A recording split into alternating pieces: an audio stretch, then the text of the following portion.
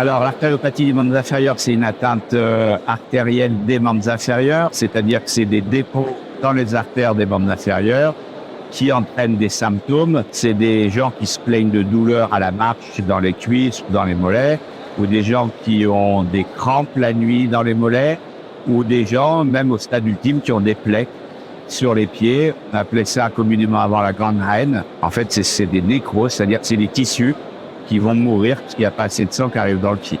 L'artériopathie, elle a plusieurs stades. Au départ, on peut se plaindre de rien. Elle est stade 1 et après, plus elle évolue, plus on peut se plaindre à des douleurs qui arrivent sur des grandes distances jusqu'à des douleurs en permanence. Alors, les facteurs de risque de l'artériopathie, le premier, c'est le tabac et le tabagisme actif.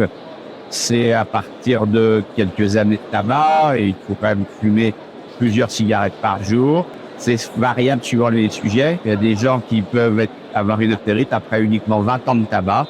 La majorité du temps, c'est 30 à 40 ans de tabac. Deuxième facteur de risque, ça peut être le diabète, surtout lorsqu'il est déséquilibré et qu'il n'a pas été pris en charge dès le départ. C'est difficile de suivre le régime. Et après, on retrouve l'hypertension, le cholestérol.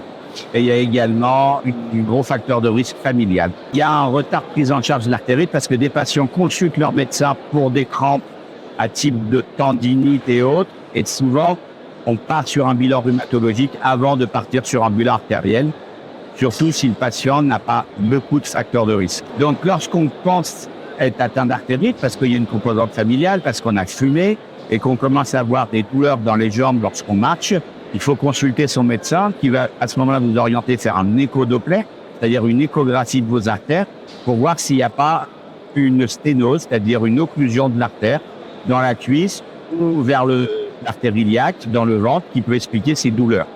L'artérite des membres inférieurs, ça se soigne très bien. Le premier traitement, c'est de corriger ces facteurs de risque. C'est-à-dire que si on fume, il faut arrêter de fumer. Si on a du cholestérol, il faut faire un régime et le traiter. Si on a de la tension, il faut baisser la tension.